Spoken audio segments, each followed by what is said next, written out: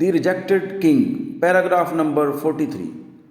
لیکن ایسا کبھی بھی کسی زمانے میں نہیں ہوا کہ خدا یہ چاہتا ہو کہ اس کے لوگ دنیاوی لوگوں کی طرح عمل کریں یا دنیاوی لوگوں کی طرح ان پر حکومت کی جائے یا کنٹرول کیا جائے۔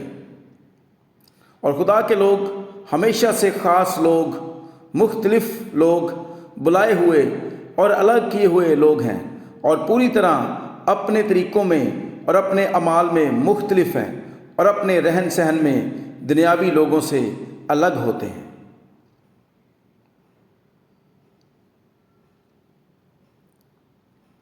ان کی بھوک، پیاس اور ان کا سارا سنگھار ہمیشہ سے دنیا کے لوگوں کی خواہش کے متضاد رہا ہے۔